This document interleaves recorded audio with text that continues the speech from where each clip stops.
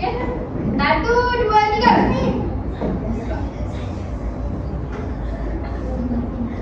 Terus. Korang ni semangat-semangat lah. Okey. 1, 2, 3. Jelas siapa ni? Apa nama awak? Okey, awak kan? Okey. Cuba teka. Apa haiwan ni? Ayam. Okey, betul.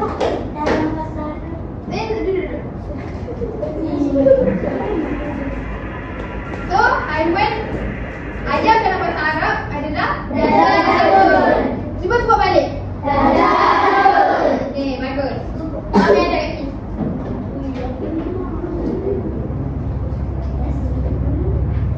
Okey. Haiwan yang kedua pula. Cuba teka. Sabar, turun dulu. 1, 2, 3. Yang tu. Okey, bagus, betul. Tepuk tangan kat dia. Singa dalam bahasa Arab adalah asadun. Cuba balik.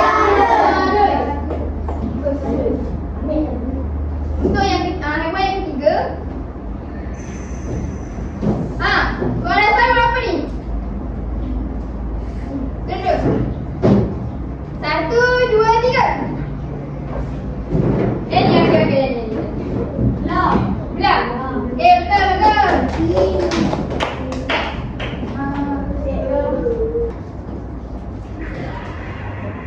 Belah dalam bahasa Arab adalah so'balun. Cuba sebut balik. So'balun.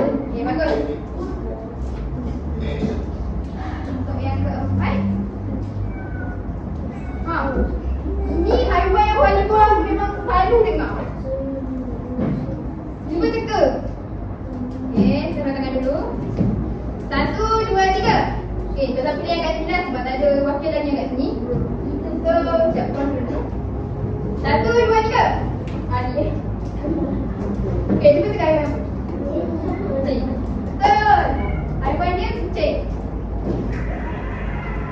Kucing dalam bahasa Arab adalah titun. Cuba sebut. Okey, bagus. Siapa yang ada kucing kat rumah?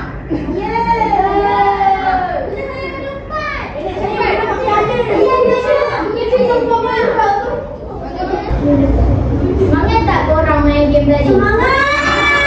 Korang ngantuk tak? Ngantuk? Satu pasal tak? Tak ngantuk? Tak. Jadi korang nak main lagi tak game? Game dia macam ni. Yang pertama, saya akan panggil seorang dan nak ke depan. Dan dekat tangan saya ada 3 gambar haiwan. Dia gambar haiwan. Satu haiwan saya akan letak dekat dahi dia. Dan dia akan tanya korang, Man ana? Siapakah saya? Lepas tu nanti korang yang tengah duduk ni, korang akan cakap, korang akan bagi hint siapa dia. Contoh, gajah. Korang cakap, dia ada belalai. Dia makan tebu. Contoh, faham tu? Fahim tu?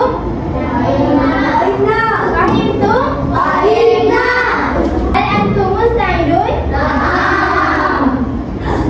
Siapa yang nak depan?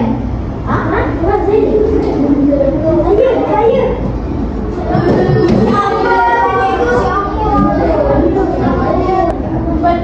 Man ana? Tidak.